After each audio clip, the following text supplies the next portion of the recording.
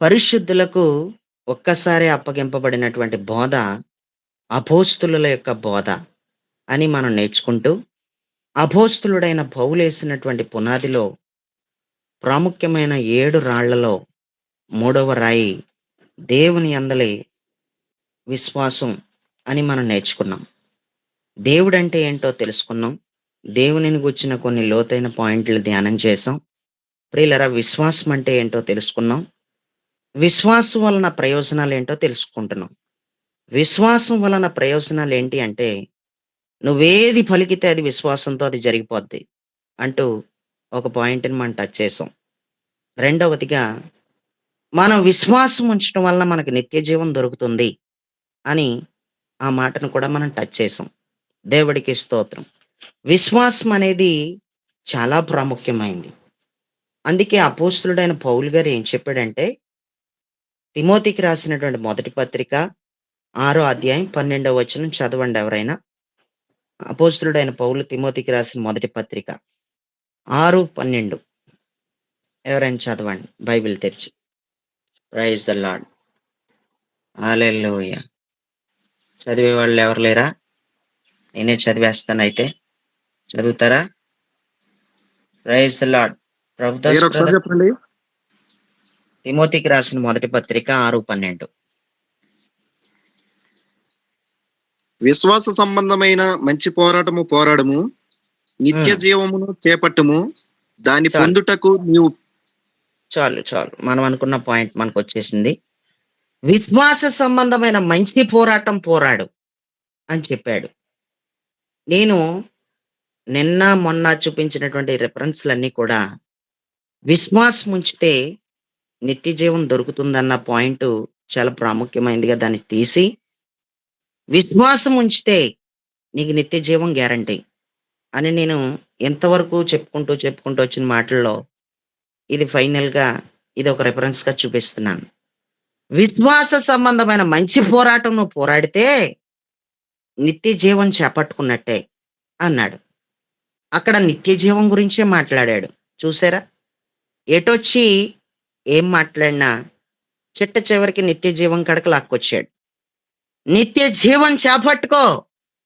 విశ్వాస సంబంధమైన మంచి పోరాటం పోరాడు. విశ్వాస విషయంలో పట్టు వదలకుండా. అసలు పట్టు వదలకూడదు. చాలా గట్టిగా పట్టాలి.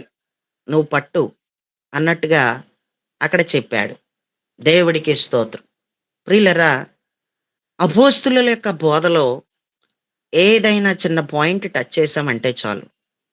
తీగట్టుకుని లాగితే డొంకంతా కదిలిపోయిందన్నట్టు ఉంటది. ఈ వర్తమానాలు ఎలా ఉంటాయంటే, తీగట్టుకుని లాగితే డొంకంతా కదిలిపోతాయి.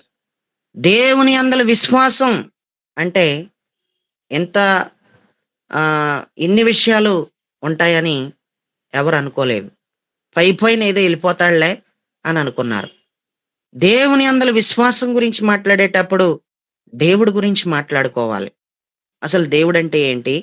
దేవుడు ఏమై ఉన్నాడో, ఇలా ఇవన్నీ చెప్పుకుంటూ వచ్చి విశ్వాసం గురించి నాకు తెలిసి గట్టిగా పట్టుకుంటే గనక ఇది కొన్ని రోజుల దాకానే ఈ సబ్జెక్ట్ కొనసాగుతది. కొన్ని రోజులు. కాకపోతే ఎందుకులే సబ్జెక్ట్ ముందుకి కొనసాగట్లేదు కదా! ఎక్కడికక్కడ లైట్‌గా వివరించుకుంటూ ఎళ్ళిపోతే సరిపోతుందనుకుంటే అదొక లెక్కుంది. ఆ విధానాల్లో ఎళ్ళిపోయే విధానం ఒకటుంది. అంతే తప్ప దేవుని యందల విశ్వాసం అంటే ఇది తరగని సబ్జెక్ట్ ఇది. అంత త్వరగా అయిపోదు. విశ్వాసం అనేటువంటి ఒక మాటను ఆధారం చేసుకొని ఎన్నెన్నో విషయాలు లాక్కొనొచ్చి ఆత్మీయంగా మనలో ప్రతి ఒక్కరం బలపడొచ్చు. ప్రియులారా, బైబిల్‌లో ఇంత స్పష్టంగా విశ్వాసం ఉంచితే ప్రయోజనం ఉంది నీకు. నువ్వు దేవుని యందల విశ్వాసం ఉంచినందుకు నువ్వేం నష్టపోవు. నీకేమి నష్టమేం వచ్చి పడిపోదు. ప్రియులారా, నీకు లాభమే. దేవుని యందల విశ్వాసం ఉంచితే ఏమి లాభమో ఇంత స్పష్టంగా మనకి రాయబడుంది. నిత్య జీవం నీవు పొందుకుంటావు. నిత్య జీవంలోకి నువ్వు వెళ్ళిపోతావు. నిత్య జీవమును నువ్వు స్వతంత్రించుకుంటావు. అంతే. దేవుడికి స్తోత్రం. దేవుని అందలి విశ్వాసం ఉంచితే గనక ఇంకా ప్రయోజనాలు ఏమైనా ఉన్నాయా అంటే, మూడవ ప్రయోజనం గురించి చెప్తాను. దేవుని అందలి విశ్వాసం ఉంచటం వలన మూడవ ప్రయోజనం. ఆ మూడవ ప్రయోజనం గురించి ఎవరైనా రాసుకోవాలనుకుంటే తప్పకుండా మీరు రాసుకోవచ్చు. దేవుని అందలి విశ్వాసం ఉంచటం వలన దేవుని అందలి ఉంచిన విశ్వాసం మూలముగానే జీవిస్తాం. ఒక మాటలో చెప్పాలంటే, దేవుని అందలి నీవు కలిగి ఉన్నటువంటి విశ్వాసమును బట్టి నువ్వు విశ్వాసం మూలంగానే జీవిస్తావు. నువ్వు విశ్వాసం మూలంగానే బ్రతుకుతావు. దేవుడు కూడా కోరుకుంటుంది ఇదే. విశ్వాస మూలంగా జీవించడం అంటే ఏంటో నువ్వు తెలుసుకుంటావు. ఈరోజు నీకు స్పష్టమైన క్లారిటీ వస్తుంది. ఈరోజు నీకు నీతిమంతుడు విశ్వాస మూలంగా జీవిస్తాడు అని మనం బైబిల్లో చదువుకుంటాం. దేవుడు కోరుకుంటుంది ఇదే, విశ్వాస మూలంగా జీవించాలని. నా మూలంగానే మీరు బ్రతకాలి. మీరు బ్రతికితే నా మీద ఉంచినటువంటి ఆ నమ్మకం ద్వారాగానే మీరు బ్రతకాలి. నా మీద ఉంచినటువంటి ఆ విశ్వాసం మూలంగానే మీరు బ్రతకాలి. మీరు బ్రతకడానికి మూలం మీ ధనం అయి ఉండకూడదు. మీరు బ్రతకడానికి మూలం మీ పలుకుబడి అయి ఉండకూడదు. మీరు బ్రతకడానికి మూలం మనుషులై ఉండకూడదు. మీరు బ్రతకడానికి మూలం ఎవరో ప్రేమిస్తున్నారో, ఎవరో నన్ను కంట్లో పెట్టుకుంటున్నారు అని వాళ్ళ కోసం వీళ్ళ కోసం బ్రతుకుతున్నట్టుగా వీళ్ళు నేనేదో నెత్తి మీద పెట్టుకున్నారనేది మూలమై ఉండకూడదు. నీ మూలం ఏదైనా ఉందంటే, నువ్వు ఈరోజు బ్రతుకుతున్నావంటే నీవు యేసుక్రీస్తు కోసమే బ్రతుకుతున్నావా? యేసుక్రీస్తు కోసమే జీవిస్తున్నావా? ప్రభువునందు విశ్వాసం ఉంచిన వ్యక్తివైతే విశ్వాస మూలంగానే బ్రతుకుతున్నావా అని రోజు దేవుడు నిన్ను అడుగుతున్నాడు. విశ్వాస మూలంగానే బ్రతకాలని ఆయన కోరుకున్నాడు. విశ్వాసం ఎవరైతే ఉంచుతారో, దృఢమైన ఒక నమ్మకం, కంటికి కనబడని ఎన్నెన్నో దేవుడు మన ఎదుట దాచి ఉంచాడు. అవి కంటికి కనపడతలేదు కానీ మన ఎదుట ఉన్నాయి. అవి ఉన్నాయని మనం నమ్ముతున్నాం. అవి ఉన్నాయి కానీ మన ఎదుటే ఉన్నాయి కానీ అవి కనబడడం లేదు, అదృశ్యంగా ఉన్నాయి. అవి ఉన్నాయని మనం నమ్ముతున్నాం. అవి మనకి ఉన్నాయని చెప్పింది దేవుడు. ఆ దేవుడి మీద మనం ఉంచినటువంటి విశ్వాసమే గొప్ప నమ్మకం. ఆయన మీద మనం నమ్మిక ఉంచాం కాబట్టి ఆ నమ్మిక మూలంగానే మనం జీవించాలన్నాడు. ఆ విశ్వాసం మూలంగానే మనం జీవించాలన్నాడు. బైబిల్ తెరిచి ఒకరు చదవండి. ప్రభుదాస్ అన్న, రోమాపత్రిక 1వ అధ్యాయం 17వ వచనం చదవండి. రోమాపత్రిక 17వ వచనం. ఎందుకనినా నీతిమంతుడు విశ్వాస మూలముగా జీవించునని రాయబడిన ప్రకారము విశ్వాస మూలముగా అంతకంతకు విశ్వాసము కలిగినట్లు దేవుని నీతి దాని యందు బయలుపరచబడుచున్నది. చాలు. ఎందుకనినా నీతిమంతుడు విశ్వాస మూలంగా జీవించునని వ్రాయబడిన ప్రకారం విశ్వాస మూలంగా అంతకంతకు విశ్వాసం కలిగినట్లు. ఎంత అద్భుతమైన మాట ఇది. విశ్వాస మూలంగానంట అంతకంతకు విశ్వాసం కలిగినట్లు దేవుని నీతి దాని యందు బయలుపరచబడిపోద్ది అన్నాడు.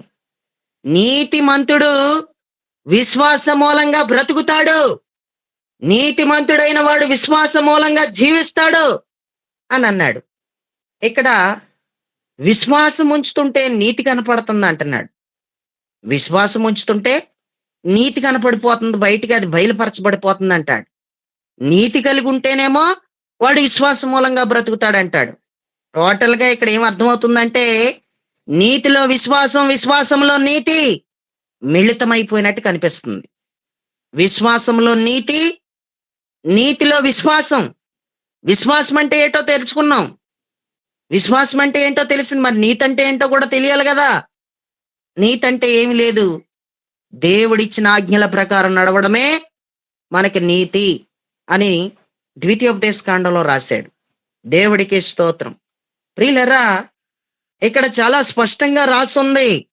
నేను చదువుతున్నాను చూడండి. ఎందుకనినా నీతిమంతుడు విశ్వాస మూలంగా జీవించునని వ్రాయబడిన ప్రకారం. ఏటి వ్రాయబడింది అంటాడేటి? వ్రాయబడిన ప్రకారం అంటాడేటి? ఎక్కడ రాయబడింది? రాయబడింది అని ఇక్కడ ఇంత క్లియర్ గా చెప్తున్నాడేటి అంటే నిజంగానే వ్రాయబడింది. ఈ రోమీయులకు రాసిన పత్రికలో అపోస్తలుడైన పౌలు ఎక్కడ మాట గురించి మాట్లాడాడు అనుకుంటున్నారో? తెరవండి. హబక్కూకు గ్రంథం, హబక్కూకు పుస్తకం 2వ అధ్యాయం 4వ వచనం. 2:4. వారు యథార్థవరులు కాక తమలో తాము అతిశయపడుదురు. అయితే నీతిమంతుడు విశ్వాసం మూలముగా బ్రతుకును. ఇక్కడ వాక్యం తీసుకునేలా అక్కడ మాట్లాడుతున్నాడు. రోమీయులకు రాసిన పత్రికలో రాయబడి ఉంది కదా అన్న మాట చెప్తున్నాడంటే ఇది హబక్కూకు గ్రంథంలో రాయబడి ఉన్న మాట తీసుకునెళ్ళి రోమీయులకి రాసిన పత్రికలో చెప్తున్నాడు. వీళ్ళరా యథార్థ పరులు కాక తమలో తాము అతిశయపడుదురు. అయితే నీతిమంతుడి గురించి ఏం చెప్తున్నాడంటే విశ్వాస మూలంగా బ్రతుకుతాడు. అంతే. నీతిమంతుడు విశ్వాస మూలంగా బ్రతుకుతాడు. ఇందాక రోమా పత్రికలో ఆ మాట రోమీయులకి రాసినటువంటి పత్రికలో చదువుకున్నాం. అక్కడ మాట ఎక్కడ చెప్పాడంటే హబక్కూకులో చెప్పాడని రాసుకున్నాం, మనం తెలుసుకున్నాం. అయితే ఇంకొకసారి కూడా ఇక్కడ ఇదే మాట అపోస్తలుడైన పౌలు గలతీయులకు రాసిన పత్రికలో కూడా ఆ మాట చెప్పాడు. గలతీయులకు రాసిన పత్రిక 3వ అధ్యాయం 11వ వచనం.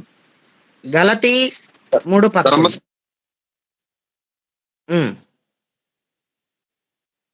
చదవాలి. గలతీ. నీతిమంతుడు విశ్వాసం మూలంగా జీవించును. ధర్మశాస్త్రము చేత ఎవడైనను దేవుని ఎదుట నీతిమంతుడని తీర్చబడునని సంగతి స్పష్టమైనది. ఎలాగనగా నీతిమంతులు విశ్వాస మూలముగా జీవించుదురు. ధర్మశాస్త్రము విశ్వాస సంబంధమైనది కాదు. గలతీ 3:11లో ఇలా రాస్తుంది, ధర్మశాస్త్రము చేత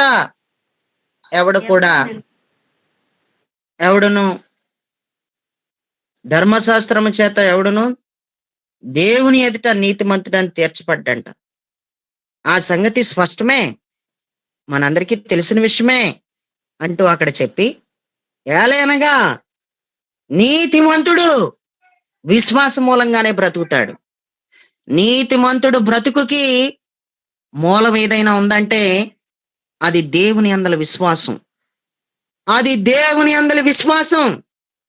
అపోస్తలుల యొక్క బోధ చెప్తున్న మాట ఏంటంటే విశ్వాస మూలంగా నువ్వు బ్రతికే వ్యక్తివై ఉండాలి. నువ్వు బ్రతకడానికి నీకే బలం ఉండకూడదు. దేవుని యందలి విశ్వాసం అనే బలము తప్ప నీ జీవితానికి ఏ బలం ఉండకూడదు.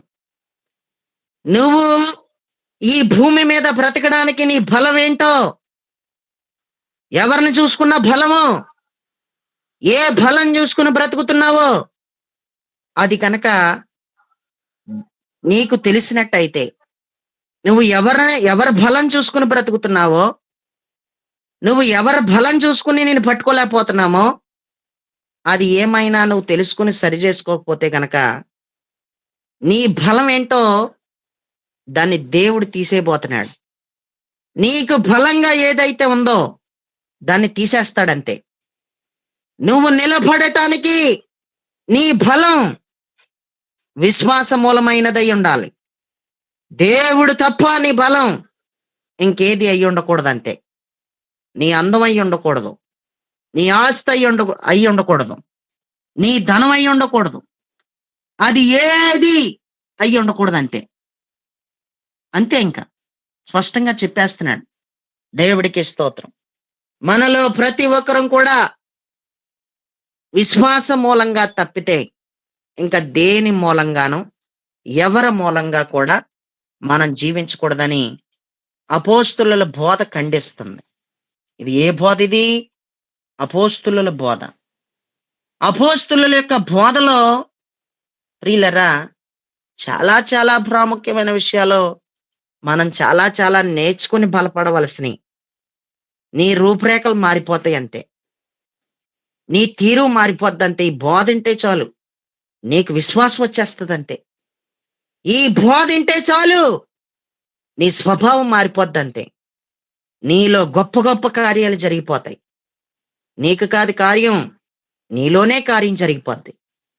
నీలో కార్యం జరగాలని కోరుకో, నిజంగానే ఎంత బలమైన కార్యం జరిగిపోద్దంటే యేసయ్య తప్ప ఇంక నువ్వు నీ జీవితంలో ఏది ప్రాముఖ్యమైనదై ఉండదు. ఇంకా బంగారం కానీ, డబ్బులు కానీ, ఆస్తి కానీ, మనుషులు కానీ, ఇక నేను అంటున్నాను టోటల్గా చెప్పాలంటే సమస్తమును పెంటగా ఎంచుకుని బతుకుతావు అంతే.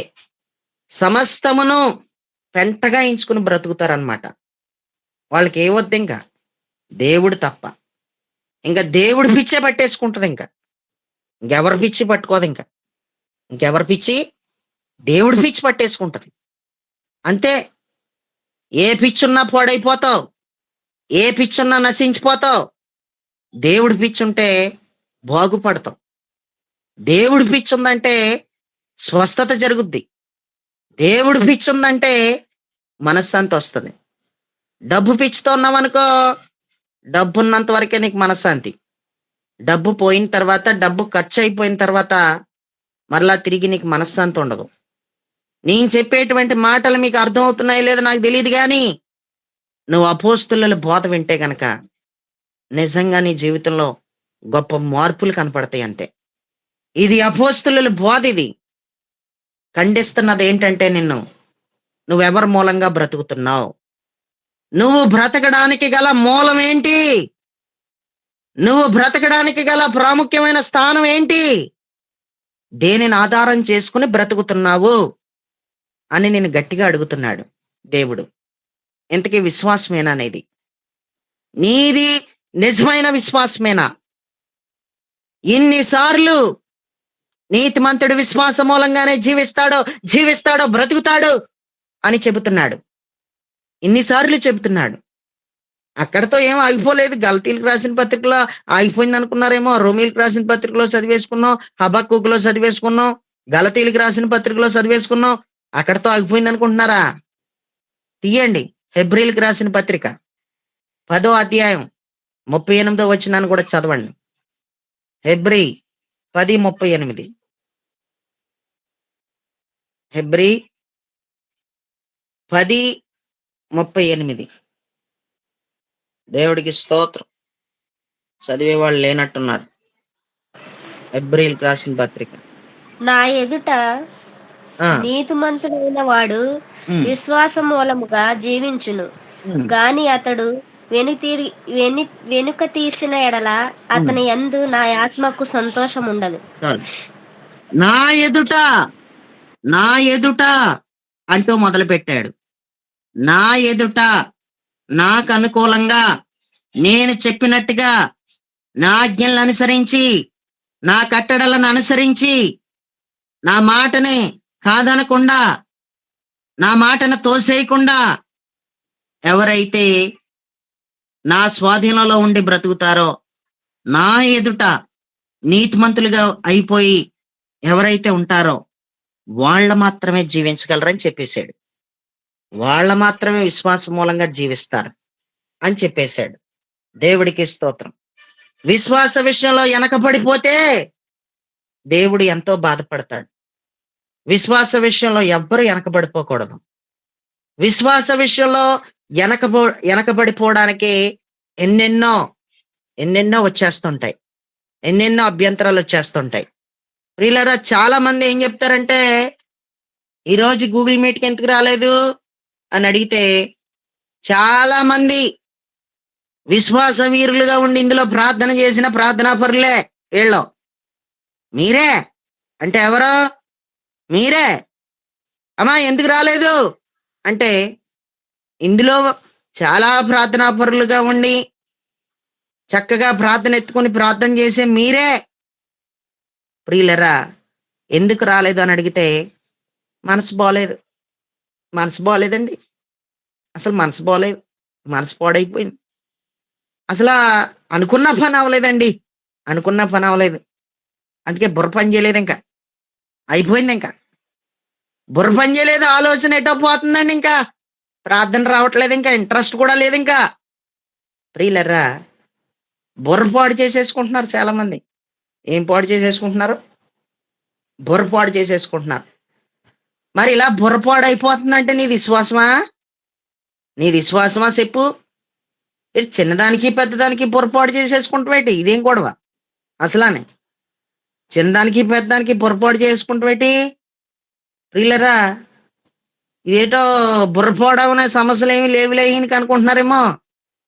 ఈ బాగానే చెప్తున్నాడులే పక్కన కూర్చొని, బుర్రపాడు అనే సమస్యలు ఏమి లేవు ఈయనకి, ఈ అయ్యగారికి ఏం తెలుసులే అని అనుకుంటున్నావేమో. నా స్థానంలోకి వచ్చి చూస్తే అన్ని బుర్రపాడైపోయే పరిస్థితులే. అన్ని పాడైపోయే పరిస్థితులే. మరి నువ్వు చతుకులు పడిపోయినట్టు, నువ్వు కుప్ప కూలిపోయినట్టు, నువ్వు పక్కకు తొలగిపోయినట్టు, మరి నేను తొలగిపోతే ఈ నడుస్తాయా? అయ్యి చెప్పు సరే. అమ్మ ఎవరైనా చెప్పండి. మీకులా మనసును పాడు చేసేసుకుని ఇవాళ నాకు మనసు పోలేదు మీరే చూసుకోండి లేకపోతే నేను రాను వాక్యం చెప్పనంటే ఈ నడుస్తాయా? ఒక్కరు చెప్పరు. దేవుడికి స్తోత్రం. హల్లెలూయా. ప్రియులరా మిమ్మల్ని మాట్లాడించడం కూడా మంచిదేనండి. ఒక్కొక్కసారి మాట్లాడించాలి. అసలు వింటున్నారా లేదనేది తెలుస్తుంది. మీరు మాట్లాడట్లేదు అనుకోండి, ఆ ఫోన్ పక్కన పడేసి దేవుడికి స్తోత్రం. అవును బ్రదర్ వచ్చేయండి. మహేంద్ర బ్రదర్. ఇంకో మహేంద్ర అండోయ్. ఇంకో మహేంద్ర. దేవుడికి స్తోత్రం. కొత్త మహేంద్ర ఏదో ఉంటుంది కదా. హల్లెలూయా. ప్రియులరా బుర్రపాడు చేసుకోకు. నేను చెప్తున్నాను, అనుభవంతో చెప్తున్నాను. బుర్రపాడు చేసుకోకు. కూర్చుంటే బుర్రపాడు అయిపోతుంది, నుంచుంటే బుర్రపాడు అయిపోతుంది, పడుకుంటే బుర్రపాడు అయిపోతుంది. ఈ బుర్రపాడు అయిపోతే తిండి మీద కూడా ఉండలేదు నీకు. ఈ బుర్రపాడు అయిపోవడం వల్ల నీకు తిండి మీద కూడా ఉండలేదు. దేనికి బుర్రపాడు చేసుకుంటున్నావు? నా యందల విశ్వాసం ఉంచి నా ఎదుట నీతిమంతురాలుగాను నీతిమంతుడిగా ఉండి నా మూలంగా బ్రతుకు అని చెప్తున్నాడు. నా మూలంగా బ్రతకకే ఈ గలిపిలు నీకు. నువ్వు నా మీద ఉంచినటువంటి విశ్వాసం మూలంగా నువ్వు బ్రతుకుంటే నీకు ఈ గలిపిలి గందరగోళం ఉండదు. నీకు ఈ గలిపిలి గందరగోళం, ఈ మనసు పాడైపోయే పరిస్థితి అంతా ఎందుకు వచ్చింది అనుకుంటున్నావు? నువ్వు దేని మూలంగానో బ్రతుకో అందుకు వచ్చిందనమాట. అది దేవుడికి స్తోత్రం. ఏ మనిషి కోసమో బతికో ఇంతవరకు. అందుకే ఎంత గలిపిలి గందరగోళం రేగిపోతుంది నీకు. అందుకే నీ బుర్ర పాడైపోతుంది. అందుకే నీ మనసు పాడైపోతుంది. పెంట అంతే. ప్రతిదీ పెంట. దేవుడి కంటే ఎక్కువగా మన జీవితంలో ఏది ఉండకూడదు. అది ఏదైనా ఉందంటే అది పెంటతో సమానంగా ఎంచుకోవాలి. అప్పుడే నీ బుర్ర బాగుంటుంది. అంతే. చిన్నదానికి పెద్దదానికి మనసు పాడైపోతుంది, ప్రార్థన రావట్లేదని అంటావేంటి? దేవుడికి స్తోత్రం. ప్రియులరా అసలు విశ్వాస మూలంగా జీవించడం అంటే కూడా ఇంకొక స్పష్టమైన క్లారిటీ ఇస్తాను. ఏంటో తెలుసా? దేవుని నోట నుండి వచ్చు ప్రతి మాటని పట్టుకుని నడవటమే. నాతో యేసయ్యా ఈ వాగ్దానం చేసావు, పలానా రాత్రి నాకు ఈ దర్శనం చూపించావు, నువ్వు నాతో వ్యక్తిగతంగా మాట్లాడావు, వాక్యంలోంచి కూడా నాతో మాట్లాడావు. నీ నోటి మాటను పట్టుకుని నేను నడుస్తున్నాను. నీ నోటి మాట పట్టుకుని నేను నడుస్తున్నాను. ఆ మాటను పట్టుకుని నేను జీవిస్తున్నాను అని ఎవరైతే అనుకుంటారో వాళ్ళు విశ్వాసం మూలంగా బ్రతుకుతున్నట్టే. దేవుడికి స్తోత్రం. దేవుడు ఎన్ని వాగ్దానాలు చేశాడో అన్ని పక్కన పాడేసినట్టున్నా బయటికి ఈ రోజు బయటికి తేవాలి. దేవుడు నీతో మాట్లాడిన ప్రతి మాట బయటికి తెచ్చుకో. దేవుడు నీకు చూపించిన ప్రతి దర్శనమును బయటికి తెచ్చుకో.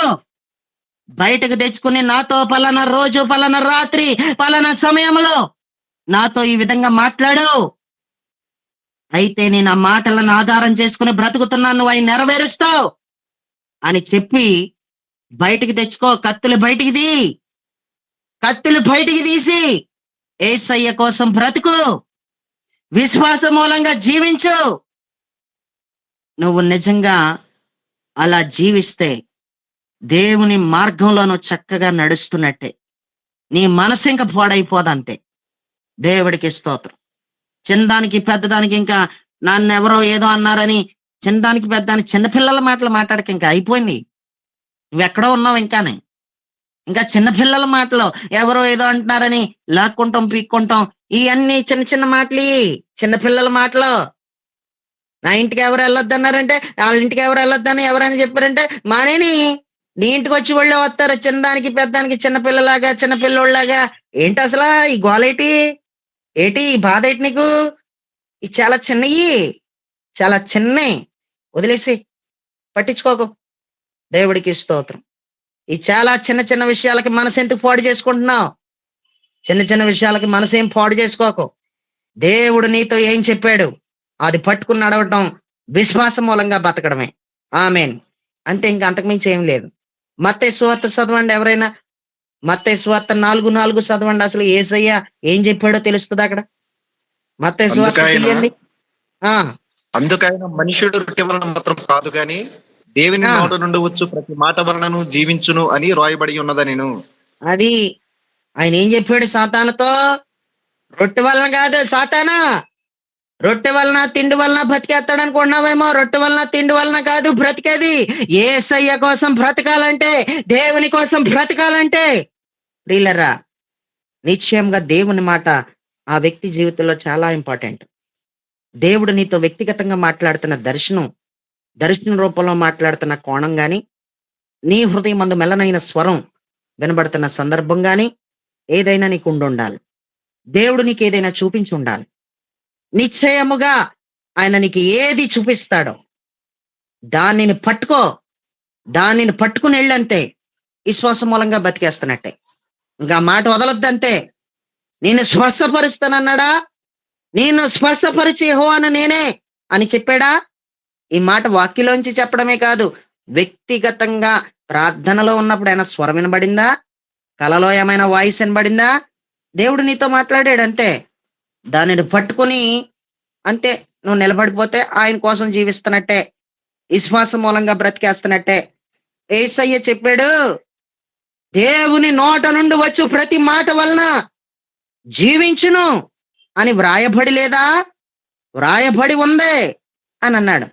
ఇది ఎక్కడ మాట తీసి మాట్లాడుతున్నాడో? రాయబడి ఉందన్న మాట ఉంది కదా ఇక్కడ. మరి ఇది ఎక్కడ మాట తీసి మాట్లాడుతున్నాడు అనుకుంటున్నారో? తీయండి, ద్వితీయోపదేశకాండం 8:3 ఉందా మాట. అక్కడ మాట తెచ్చి ఇక్కడ మాట్లాడుతున్నాడు. చదవండి ద్వితీయోపదేశకాండం 8:3 చూడండి. ఆ కాలమున అర్నోను ఏరు మొదలుకొని హెర్మోను కొండ వరకు యోర్దాను అవతలనున్న దేశమును అమోరీయుల 2 రాజుల యొద్ద నుండి పట్టుకుంటిమి. సీదోనియులు హెర్మోను షిరోనుని అందరు, అమోరీయులు దానిని. ఎంత చదువుతున్నావు నువ్వు? ద్వితీయోపదేశకాండం 8:3. యెహోవా సెలవిచ్చిన ప్రతి మాటల వలన నరులు బ్రతుకుదరని నీకు తెలియజేటకు ఆయన నిన్ను అణిచి నీకు ఆకలి కలగజేసి నీవే గాని నీ పితరులే గాని చాలు, నువ్వు మ్యూట్ లో పెట్టానా? ఒకసారి ప్రభుదాసన్న నువ్వు చదువు ఒకసారి. ద్వితీయోపదేశకాండం 8:3 నువ్వు చదువు. ఆహారము వలననే కాక యెహోవా సెలవిచ్చిన ప్రతి మాట వలన నరులు బ్రతుకుదురని నీకు తెలియజేయుటకు. చాలు. ఆహారము వలననే గాక యెహోవా సెలవిచ్చిన ప్రతి మాట వలన నరులు బ్రతుకుదురు అన్నాడు. ఇక్కడ మాట తీసుకెళ్లి మత్తయి సువార్తలో సాతాను దగ్గర చెప్తున్నాడు యేసయ్య. ఎక్కడ మాట ఇది? ద్వితీయోపదేశకాండంలో మాట అది. ఈరోజు ఆలోచించు, నీ బలం దేవుడై ఉండాలి. దేవుడు మాటతోనే నువ్వు బ్రతకాలంతే. నా వ్యక్తిగతంగా పర్సనల్గా నాకు ఎన్నో అనుభవాలు ఉన్నాయి.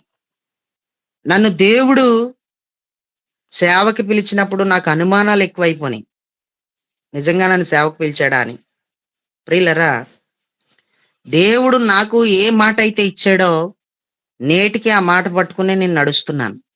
చెప్పడానికి సమయం లేదు, కానీ కొన్ని వ్యక్తిగత విషయాలు కూడా అనుభవరీతిగా చెప్తే మీకు చాలా విశ్వాసం కూడా పెరుగుతుంది అనేది నా ఉద్దేశం. కానీ సమయం లేదు.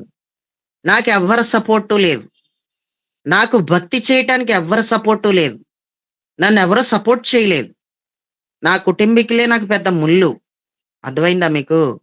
ఎవ్వరు నన్ను సపోర్ట్ చేయలేదు.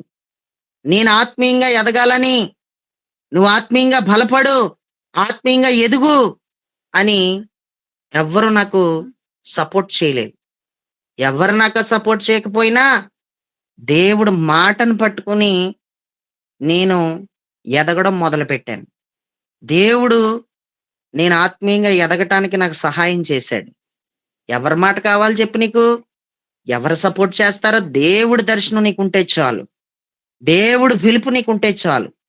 నీ సేవా పరిచర్యకి, నీ ఆత్మీయ జీవితం ఎదుగుదలకే ఎవ్వడు నేను కట్టలేడు. ఎవడు నేను ఆత్మీయంగా బలపరచడు. కట్టబడిన నిన్ను పాడు చేయమంటే పాడు చేస్తాడు గాని, ఇప్పుడు సంఘాన్ని పాడు చేయడం ఎవరికైనా వచ్చు, సంఘాన్ని కట్టడం ఎవరికీ రాదు. ఈ సంఘాన్ని పాడు చేసినోడు బయటికి వెళ్ళానా కట్టుకోగలడంటారా? కట్టుకోలేడు. ఎందుకంటే పాడు చేయడం వచ్చింది కానీ వాడికి బాగు చేయడం రాదాడికి. దేవుడికి స్తోత్రం. ప్రియులరా, ఎంతో మంది పడగొడతారో ఎవ్వరి మాట పట్టించుకోకుండా వెళ్ళిపోవాలంతే. దులుపుని లేచి వెళ్ళిపోవాలంతే. మనసులో ఉండకూడదు అంతే. ఇంకా ఏ పాస్ట్ గారు సపోర్ట్ చేయడు చెప్తున్నాను. నువ్వు ఆత్మీయంగా ఎదుగుతున్నావంటే ఎక్కువగా అసూయపడేది వాళ్ళే. నువ్వు సేవ చేస్తానన్నావంటే నువ్వెక్కడ సేవ చేసేస్తావు, ఈ పక్క వీధిలో పెట్టేస్తావేమో అని అదొక గోల, అదొక గొడవ. ఎవరో నీకు సపోర్ట్ చేయరు. నేను చెప్తున్నాను, అది ఏ విషయంలోనైనా సరే చెప్తున్నాను నేను. నీ కాలు మీద నువ్వు నిలబడాలంతే. దేవుడు నీతో ఏం మాట్లాడాడో ఆ మాటను పట్టుకుని నువ్వు నడవాలంతే. అదే విశ్వాస మూలంగా జీవించటం. విశ్వాస మూలంగా జీవించడం అంటే ఏంటనుకుంటున్నావు? అదే తినడానికున్నా లేకపోయినా, తాగడానికున్నా లేకపోయినా, ఏమున్నా లేకపోయినా అంతే. ఏసై కోసమే. ఆ విశ్వాస మూలంగానే బ్రతకాలంతే. నేటికి నేను అలాగే బ్రతుకుతున్నాను. నేను నేటికి అలాగే బ్రతుకుతున్నాను. చెప్తే నమ్మరో. హేళన చేసేవాళ్ళు ఎక్కువ. నన్ను ఏం చేస్తారు? హేళన చేస్తారు ఎక్కువ. మందిరం లేదని హేళన చేసే బ్యాచ్ ఎక్కువ ఉంటారు. ప్రియులరా, చులకనగా తీసి పాడేసే బ్యాచ్ ఎంతో మంది ఉంటారు. అస్సలు పట్టించుకోను. నేను దేనికి కంగారు పడను. ఎందుకో తెలుసా? నా దర్శనం నాకుంది. నాతో వ్యక్తిగతంగా మాట్లాడిన దేవుడు మాటను పట్టుకుని నేను విశ్వాస మూలంగా జీవిస్తున్నాను. నాకు ఏమి ఉన్నా ఏమి లేకపోయినా నేను దేనికైనా తెగించున్నాను. తాగడానికి లేకపోయినా, తినడానికి లేకపోయినా విశ్వాస మూలంగా జీవించడానికి తెగించేశాను అంతే. తెగించాలి అంతే. చిన్నదానికి పెద్దదానికి ఏమి సమస్య వెళ్ళిపోకూడదు, దిగజారిపోకూడదు. అసలు ఎవడొచ్చి కడతాడండి నిన్ను? ఎవడొచ్చి బలపరుస్తాడు నిన్ను? చిన్నదానికి పెద్దదానికి అలా మనసుపాటు చేసుకుంటున్నావు. దేవుడే నిన్ను ఆత్మీయంగా బలపరిచి నిన్ను నడిపిస్తాడు. నువ్వు ప్రార్థన చేసుకుని ముందుకెళ్ళిపోవడమే. నిలబడే సామర్థ్యం కోసం నిశ్చయంగా దేవుడి శక్తిని అడగటమే. నిలబడే సామర్థ్యం నాకు కావాలి, నిశ్చయంగా నాకు సహాయం చేయి అని నువ్వు దేవుణ్ణి అడగాలి. విశ్వాసం ఉంచడం వలన మూడవ ప్రయోజనం ఏంటని ఈరోజు నేర్చుకున్నాం? విశ్వాసం మూలంగానే జీవిస్తాం. విశ్వాసం ఉంచడం వలన దేవుని అందలే విశ్వాసం మూలంగానే జీవిస్తాం. చాలా సింపుల్, చాలా సింపుల్ అండి. ఏం చెప్పానంటే కిందకే పైకి చూడకలొద్దు. టింగర్ చూపులు చూస్తుంటారు. ఏం చెప్పంటే కిందకే పైకి చూస్తుంటారు, గోక్కుంటుంటారు, జుట్టు గోక్కుంటుంటారు, తల గోక్కుంటుంటారు. అవసరం లేదు. దేవుని అందల విశ్వాసం ఉంచితే మూడో ప్రయోజనం ఏంటి? విశ్వాసం మూలంగానే జీవిస్తారు అంతే. ఏముంది? అది ఏ విషయంలోనైనా సరే. నీ ఆర్థిక ఇబ్బందులు వచ్చినా సరే, అది ఏ విషయంలోనైనా. 3 పిల్లలతో ఉన్నావా, 2 పిల్లలతో ఉన్నావా, ఎవరి దగ్గర చేయి చాపక్కర్లేదు. విశ్వాసం ఉంటే నీకు, విశ్వాసం మూలంగా నువ్వు జీవిస్తే దేవుడు నీకు సహాయం చేస్తాడు. నిన్నేం విడిచిపెట్టడు. దేవుడు నీకు ద్వారం తెరుస్తాడు. ఈరోజు ఈ మూడవ ప్రయోజనం విశ్వాసం ఉంటాం. విశ్వాసమే కనుక ఉంటే మనకి దేవుని మీద, ఆయన కోసం జీవించడం కంటే విశ్వాసం మూలంగా జీవించడం కంటే ఇంకంతకంటే ప్రాముఖ్యమైన విషయం ఏది లేదంతే. దేవుడికి స్తోత్రం. కాబట్టి దేవుడు ఈ కొద్ది మాటల్ని దీవించి ఆశీర్వదించి ఫలభరితంగా మార్చునుగాక. ఆమేన్. ఆమేన్.